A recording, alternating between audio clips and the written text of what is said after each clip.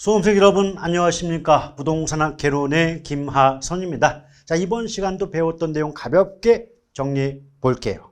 자, 1번 보시면 감정평가에 관한 규칙상 기준시점 나왔죠. 그럼 기준시점은 감정평가의 결정의 기준이 되는 날짜로서 원칙과 예외가 있습니다. 원칙은 감정평가, 그러니까 가격조사를 완료한 일자가 원칙이고요.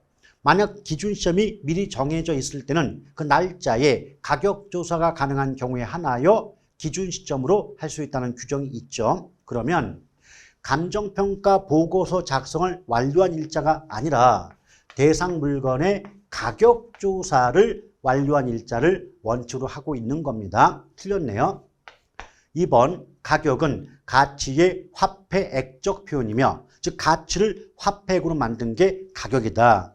또 가격은 거래 시점에서 실제로 지불된 금액이기 때문에 주어진 시점에서 하나만 존재하죠. 그에 비해서 가치는 장래의 편익을 현재 가치로 만든 가이고 그래서 주어진 시점에서 다양하게 존재한다. 맞습니다.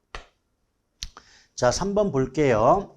시장 가치, 이것도 감정평가 규칙의 규정이죠. 시장 가치란 감정평가의 대상이 된 토지 등이 통상적인 시장에서 충분한 기간, 거래를 위하여 공개된 후 대상 물건의 내용에 정통한 당사자 사이에 신중하고 자발적인 거래가 있을 경우 성립될 가능성이 가장 높다고 인정되는 대상 물건의 가액을 말한다라고 규정하고 있죠. 옳은 표현이죠. 자, 4번 볼게요. 가치 형성 요인은 대상 물건의 경제적 가치에 영향을 미치는 일반적 요인, 지역 요인, 개별 요인 등을 말한다까진 좋았어요.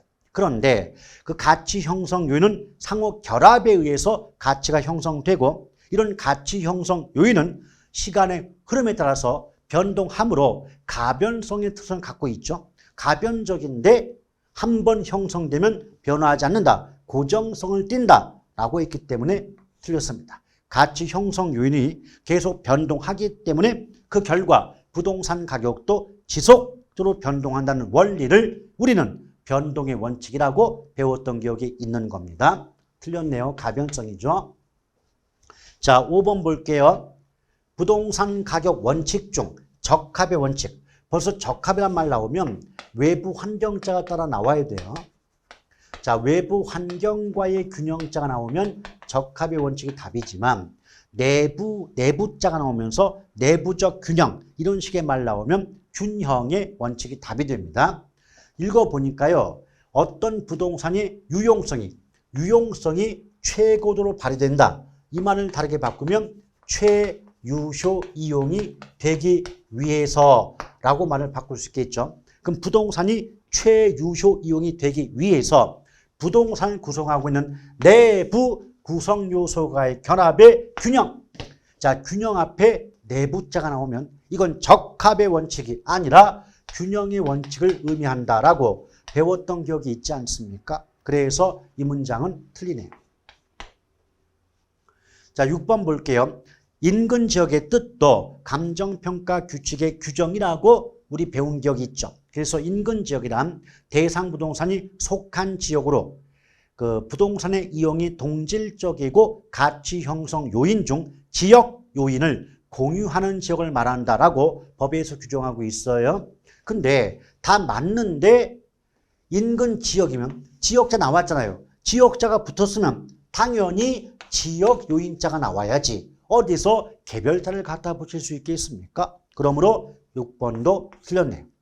자, 7번 볼게요. 제조달 원가. 자, 원가 방식에서 대상 물건의 가액, 즉 가격을 구하는 방법이 원가법이고 원가법에서 우리가 배우는 내용 중에 하나가 제조달 원가였지 않습니까? 맞죠? 그래서 일단 원가법의 뜻도 감정평가 규칙의 규정이었죠? 어땠습니까? 원가법이란 대상 물건의 제조달 원가에 감가 수정을 하여 대상 물건의 가액을 산정하는 감정평가 방법을 말한다. 이게 법의 규정이죠. 그때 제조달 원가의 뜻은 뭐였죠? 기준 시점 현재 대상 물건을 재생산 또는 죄취득하는데 소요되는 적정 원가의 총액을 제조달 원가라고 배웠던 기억이 있고, 또 제조달 원가는 종류가 복대, 복제 원가와 대체 원가 두 가지로 구분했던 거 기억을 나고 계시지 않습니까? 그런데 절대로 조심할 건 제조달 원가의 뜻과 관련해서 시점은 기준 시점 하나만 해당되는 거죠. 기준 시점만 들어가야지 기준 시점이 아닌 뭐 신축 시점이다, 준공 시점이다, 거래 시점이다, 어떤 시점도 들어가면 안 돼요. 기준 시점만이 옳은 표현이 될 수가 있겠습니다. 틀렸네요. 자, 8번 볼게요. 8번. 거래 시점과 기준 시점이 다를 때 가격의 변동이 발생한 경우 거래 시점의 사례 부동산 가격으로 정상화하는 작업을 시점 수정을 한다. 틀렸습니다. 왜냐하면 시점 수정이라는 말 자체가 거래 시점의 사례 부동산 가격을 기준 시점의 사례 부동산 가격으로 수정하는 작업을 의미하는 거예요. 그러니까 거래 시점의 가격을 기준 시점의 가격으로 바꿔주는 게 시점 수정이니까 여기서 거래 시점 대신에 기준 시점이라고 말을 바꿔야만 옳은 지문될 수가 있는 겁니다. 의미 정확히 파악해 줄 필요가 있어요. 9번 수익환원법이란, 벌써 수익환원법은요, 수익 방식 중에서 대상 물건의 가액, 가격 관한 방법이거든요. 읽어보니까 대상 물건이 장래 산출할 것으로 기대되는 순수익이나 미래의 현금 흐름을 환원하거나 할인하여 대상 물건의 가액을 구하는 방법이 수익환원법이에요. 근데 어디다 대고 임대료가 나와요. 가액이지. 수익 방식 중에서 임대료 관한 방법은 수익분석법이고요. 가액, 가격 관한 방법이 수익환원법이에요. 틀렸네요.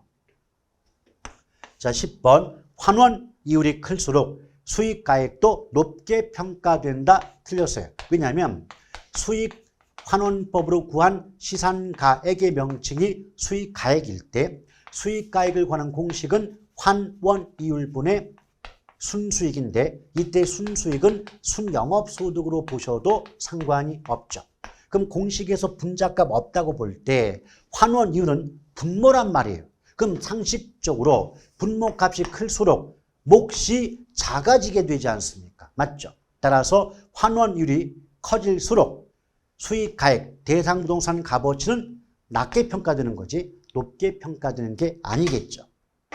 자, 이렇게 해서 배웠던 내용을 가볍게 정리해 보았고요. 설 연휴 잘 보내시고 보다 활기차고 건강한 모습으로 찾아뵙도록 하겠습니다. 대단히 수고하셨습니다. 고맙습니다.